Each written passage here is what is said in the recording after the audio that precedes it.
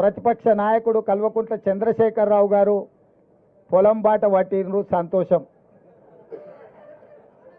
10 సంవత్సరాల తర్వాత అయినా తెలంగాణ ఉన్నది, తెలంగాణలో రైతులు ఉన్నారు అని వారికి గుర్తొచ్చినందుకు, గుర్తు చేసినందుకు కాంగ్రెస్ పార్టీ కార్యకర్తలను ప్రత్యేకంగా అభినందిస్తున్నా.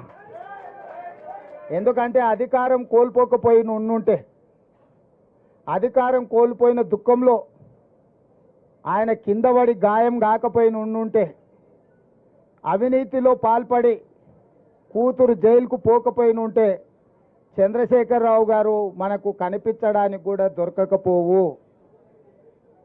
తుపాకీ గుండుకు అందకపోవు, దొంగకు దొరకకపోవు.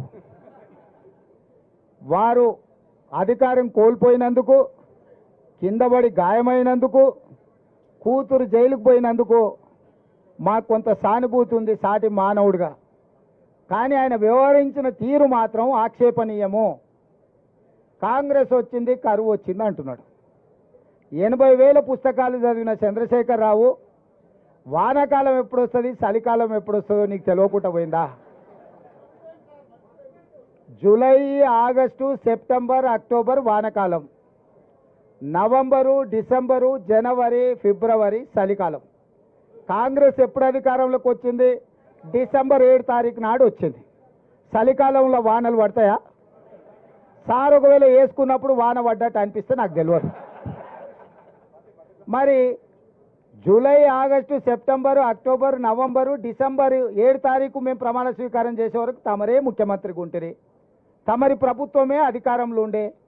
మరి తమరి పాపాలకే కదా వరుణదేవుడు భయపడిపోయి వానలు కురవక కరువు వచ్చింది. నీ వారసత్వంగా కరువుతో పాటు 7 లక్షల కోట్ల రూపాయల అప్పులు కూడా మాకు అప్పచెప్తే, ఆ రోజు నుంచి రోజుకు 18 నుంచి 20 గంటలు మేము కష్టపడి దీన్ని సరిదిద్దడానికి ప్రయత్నం చేస్తున్నాము. నువ్వు చేసిన పాపాలను మా ఖాతాలో రాయాలని మీరు ప్రయత్నించడం ఏమన్నా మర్యాదగా ఉన్నదా చంద్రశేఖరరావు గారు? నేను ఒక్కటే అడగదలుచుకున్నా, ఏరా రాము వానకాలం అంటే నీకు తెలియదా అంటే, అదెందుకు తెలియదు సార్ చలికాలంలో వస్తుందని వెనకటికి కూడా భలే చెప్పిండంట. చంద్రశేఖరరావు గారు కూడా గట్లే చలికాలంలో వచ్చి ఇప్పుడు ఎండాకాలంలోకి అడుగు పెడుతున్నాం. మేము వచ్చింది ఎప్పుడు, వానలు రాకపోయేప్పుడు, కరువు మేమెప్పుడు తెస్తుమే? నీవు చేసిన కర్మ మాకు తగులుకున్నది. నువ్వు చేసిన పాపాలు ఎట్లా నీ పిల్లలకు తగులుకొని జైలు కోతురో, ముఖ్యమంత్రిగా ఈ రాష్ట్రానికి చేసిన నువ్వు అన్యాయము, ఆ వానకాలంలో వానలు పడకపోవడం వల్ల, 23లో వానలు పడకపోవడం వల్ల 24లో కరువు వచ్చింది. మేము వచ్చింది చలికాలంలో, చలికాలం నుంచి ఎండాకాలం పోతున్నాం. నిజంగానే కాంగ్రెస్ వచ్చినాక కరువు వచ్చిందా లేదా అనేది రేపు వచ్చే జూలై నుంచి సెప్టెంబర్ వరకు వానలు పడుతున్నాయా, వానలు పడతలేవా, కాంగ్రెస్ వల్ల ఏమన్నా ప్రకృతి మన మీద పగబట్టిందా లెక్క అప్పుడు తెలుస్తుంది. అప్పుడే 100 రోజులు కాలేదు మేము వచ్చి, ఇక అది చేయలే ఇది చేయలే. మేము ఉన్నప్పుడు రైతుల ఖాతాల మేము రైతు బంధు 10 రోజుల్లో వేసినాం అన్నాడు. అంటే నిజంగా ముఖ్యమంత్రిగా పనిచేసి ప్రధాన ప్రతిపక్ష నాయకుడిగా ఏ మాత్రం కూడా ఊర్లలో అంటుంటారు, ఏ వాడు సిగ్గులేనోడు రాబాయ్ ఏది పడితే అది మాట్లాడతాడని. నేను అనదలుచుకోలేదు చంద్రశేఖరరావుని, కానీ డిసెంబర్లో మొదలుపెట్టి సెప్టెంబర్ వరకు 10 నెలలు, 10 రోజులు కాదు 10 నెలల వరకు రైతు బంధు పథకంలో రైతుల ఖాతాలలో పైసలు వేసిన లెక్కలు ఆడున్నాయి. నువ్వు అసెంబ్లీలోనే అవన్నీ బయట పెట్టినావు. నువ్వు వస్తావేమో అనుకున్నా, నువ్వు పారిపోయినావు, రాలే. ఇప్పుడు కూడా నేను సూటిగా 2018 ఎన్నికలప్పుడు మాత్రమే ఎన్నికల ముందు ఖాతాల పైసలు వేసినావు. ఆ తర్వాత ఏ రోజు కూడా 4 నెలల నుంచి 10 నెలల సమయం తీసుకున్నాడు రైతు బంధు పథకాన్ని వేయడానికి.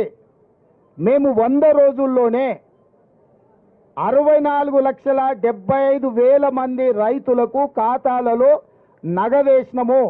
మొత్తం ఉన్నదే 69 లక్షల మంది రైతుల ఖాతాలు. ఆల్రెడీ 65 లక్షల ఖాతాలలో రైతు బంధు పథకాన్ని పూర్తి చేసినాము. నేను సూటిగా చంద్రశేఖరరావు గారికి సవాలు విసురుతున్నా. అధికారిక లెక్కలు ఉన్నాయి. 64,75,581 రైతుల ఖాతాలలో రైతు బంధు పథకము మేము వేయడం జరిగింది. ఇక మిగిలింది 4 లక్షల చిల్లర మాత్రమే. ఒకవేళ ఈ లెక్కలలో తప్పులు ఉంటే మీరు ఏ శిక్ష విధించినా మేము ఆ శిక్షను అనుభవించడానికి సిద్ధంగా ఉన్నాము. మేము చెప్పిన లెక్కలు నిజమైతే తెలంగాణ రైతాంగానికి నువ్వు ముక్కు నేలకు రాసి క్షమాపణ చెప్తావా అని చెప్పి నేను వారిని అడుగుతున్నా. ఇక విద్యుత్ గురించి మాట్లాడాను. ఆయన సూర్యాపేటలో మాట్లాడుతుంటే మైక్ ఆగింది. అసలు ఎంత సిగ్గులేనోడంటే నేను మళ్ళీ విద్యుత్ అధికారులు అడిగిన. విద్యుత్ అధికారులు చెప్పాను, సార్ ఆయన ఉన్న ఏరియాలో కదా సూర్యాపేట టౌన్లో ఏ సబ్ స్టేషన్లో కూడా 30 సెకండ్లు కూడా కరెంటు పోలేదని అధికారిక లెక్కలు చెప్పినాయి. ఆయన పెట్టుకున్నది కూడా జనరేటర్తో పెట్టుకున్నాడు. ఆయన పెట్టిన మైకు ఆడ పెట్టిన సమావేశాన్ని కరెంటు కనెక్షన్ లేదు, జనరేటర్ కనెక్షన్ ఉంది. నీ జనరేటర్లో ఎవడు పుల్ల పెట్టిండో, నీ పార్టీలో ఎవడు కట్టే పెట్టిండో, ఆ 3 అడుగుల జగదీశ్వర్ రెడ్డి పడనోళ్ళు ఆ జిల్లాలో బొచ్చడి మంది ఉన్నారు. ఎవడు ఆ కనెక్షన్ వీకిండో, ఎవడు కనెక్షన్ పెట్టిండో ఎవడికి తెలుసా? నీ దాంట్లో ఉన్న బొక్కలు నువ్వు చక్కగా చూసుకోక ఇక చూసినావు కరెంటు కాంగ్రెస్ వాళ్ళు తీసిరని. చంద్రశేఖరరావు, నేను నీకు ఒక మాట చెప్పదలుచుకున్నా. 10 ఏళ్ళు మేము ప్రతిపక్షంలో ఉన్నాం. ఏ ఒక్క రోజైనా రైతుల విషయంలో కానీ, విద్యార్థుల విషయంలో కానీ, నిరుద్యోగుల విషయంలో కానీ మేము ఏదైనా కార్యాచరణ తీసుకుంటే మమ్మల్ని ఇళ్లలో నుంచి బయటకన్నా వెళ్ళనిచ్చినవా? పోలీసు నిర్బంధాల మధ్యలో, పహారాల మధ్యలో, లాఠీ చార్జీల మధ్యలో ప్రతిపక్షాల గొంతు నొక్కి ఇంట్లో నుంచి బయటకు వెళ్ళక ముందే మమ్మల్ని గొర్రెలు ఇడ్చుకుపోయినట్టు ఇడ్చుకుపోయి పోలీస్ స్టేషన్లో వేసినావు కదా, అప్పుడే మర్చిపోయినావా? మేము ప్రజాస్వామ్యాన్ని నమ్ముతాం, విశ్వసిస్తాం కాబట్టి నీ పర్యటనకు మొత్తానికి ప్రభుత్వమే ఏర్పాట్లు చేసింది. నీ పార్టీ కార్యకర్తలు ఎవడు ఏర్పాట్లు చేయలే. కంప్లీట్గా నీకు రక్షణ కల్పించి ప్రధాన ప్రతిపక్ష నాయకుడికి ఎక్కడికైనా వెళ్ళని, ప్రజల్ని కలవని, ప్రజా సమస్యల మీద మొదటిసారి బయటకు వచ్చిండు. కనీసం ఇట్లనే ఆయన పాపాలు అడుక్కుంటాడేమని చెప్పి అన్ని ఏర్పాట్లు మా మంత్రివర్గం ఏర్పాటు చేసింది. ప్రతి క్షణం నేను ఎక్కడ కూడా ప్రతిపక్ష నాయకుడికి ఇబ్బంది కలగొద్దని మా పోలీస్ అధికారులకు సూచనలు చేసుకుంటే ఆయన పర్యటన అంతా జరగనిచ్చిన. ఒకవేళ మేమే అనుకుంటే నువ్వు ఇంట్లోకి వెళ్ళి బయటకు వెళ్తుంటావా చంద్రశేఖరరావు? మొట్టమొదట నువ్వు ప్రజల దగ్గరికి వెళ్ళడానికి, కలవడానికి, ప్రతిపక్ష నాయకుడిగా నీ బాధ్యత నెరవేర్చడానికి అన్ని రకాలుగా సహకరించినందుకు మా ప్రభుత్వానికి కృతజ్ఞత చెప్పాలి. రెండవది, నీ పాపాలు కడుక్కోవడానికి ప్రజల దగ్గరికి వెళ్ళినావు. నీ పార్టీ ఖాతాలో 1500 కోట్ల రూపాయల దోపిడీ సొమ్ముంది. దోచుకున్న వాళ్ళు ఎలక్షన్ బాండ్లు ఇచ్చారు, 1500 కోట్ల రూపాయలు నీ ఖాతాలనే ఉన్నాయి.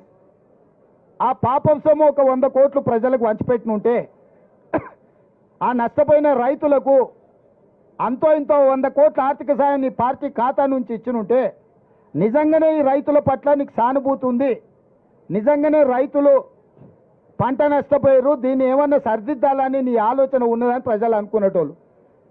ఎండిపోయింది ప్రజల పంట, దాని మీద కూడా రేపు పార్లమెంట్ ఎన్నికలలో లబ్ధి పొందాలని ఇట్లాంటి నక్కచిత్తుల వేషాలు ప్రజలకు తెలియవా? ఎన్నికలు లేకపోతే నువ్వు బయటకు వస్తుంటివా చంద్రశేఖరరావు? ఎన్నికలు ఉన్నాయి కాబట్టి ఈరోజు బయటకు వెళ్ళిండు. ప్రజలు ఏమంటున్నారంటే బొక్కలో దాచుకున్న ఎలుకకు పొగ పెడితే బయటకు వస్తుంది సార్, ఎన్నికలనే పొగ పెట్టినాం కాబట్టి ఎలుక బయటకు వచ్చిందని ప్రజలు అంటున్నారు. మేమేం అనదలుచుకోలే, నువ్వు ప్రతిపక్ష నాయకుడు చెయ్యి, ఇంకా బాగా తిరుగు, ప్రజలలో ప్రజల సమస్యలు తెలుసుకో, నివేదికలు తీసుకురా, ఇవ్వు ప్రభుత్వానికి. నీ సూచనలు ఏమైనా ప్రజలకు ఉపయోగపడతాయంటే 100% మా ప్రభుత్వం వాటిని స్వీకరిస్తుంది. అంతే తప్ప బరితెగించి 100 రోజుల్లోనే ఈ ప్రభుత్వం విఫలం చెందింది, ఈ ప్రభుత్వం కూలాలే, ఈ ప్రభుత్వం కాలాలే, ఈ ప్రభుత్వం పోవాలి, ఏం శాపనార్థాలు చంద్రశేఖరరావు? నువ్వు 10 ఏళ్ళు ఉన్నావు, మేము ఎప్పుడన్నా అట్లా అన్నామా నిన్ను? అంటే అస్సలు ఆయనకు ఆగుతలేదు, అధికారం పోయింది అని అంటే ఇక ఎట్లనైనా వేసి తొండో మొండో ఎవరి కాళ్ళైనా పట్టుకొని కుర్చీలో కూర్చోవాలనుకుంటున్నావు, అంత ఆశమాశ అనుకుంటున్నావా? అందుకే విద్యుత్ విషయంలో కానీ, సాగునీరు విషయంలో కానీ, రైతు బంధు విషయంలో కానీ, రైతు బీమా విషయంలో కానీ, గిట్టుబాటు ధర విషయంలో కానీ వరి కోతలు మొదలై ఇంకా పూర్తి స్థాయిలో కానేలేదు. అప్పుడే 7000 పైచిలకు కొనుగోలు కేంద్రాలను ఐకేపీ కేంద్రాలు మేము తెరిచినాం, వాళ్ళు అసలు తెరవనే లేదంటున్నారు. నీలాక క్వింటాల్కు 10 కిలోలు కమిషన్లు కొట్టే విధానం ఉండదు మా దగ్గర. ఎవడన్నా చేసిందంటే తిత్తి తీస్తాం. ఎవడన్నా 10 కిలోలకిన క్వింటాల్కి గిన కమిషన్లు తాడి పేరు మీద, తాలు పేరు మీద ఎవడన్నా కొట్టిండంటే నీలాక కమిషన్ల దందాలు జయం చంద్రశేఖరరావు. మమ్మల్ని ఢిల్లీ పోయిందంటారు. ఢిల్లీ పోయిన ప్రతిసారి కేంద్ర ప్రభుత్వం నుంచి పెండింగ్ ప్రాజెక్టులను సాధించుకొచ్చినాం. అది స్కైవేలు కావచ్చు, కేంద్ర నిధులు కావచ్చు, డిఫెన్స్ ల్యాండ్స్ కావచ్చు. ప్రతి విషయంలో ఢిల్లీకి వెళ్ళి మా మంత్రులు మేము ఔటర్ రింగ్ రోడ్ RRR కావచ్చు, రీజనల్ రింగ్ రోడ్ విషయంలో కావచ్చు, నిధుల విషయంలో కావచ్చు, మెట్రో రైలు విషయంలో కావచ్చు, మూసి పరివాహక ప్రాంత అభివృద్ధి విషయంలో కావచ్చు,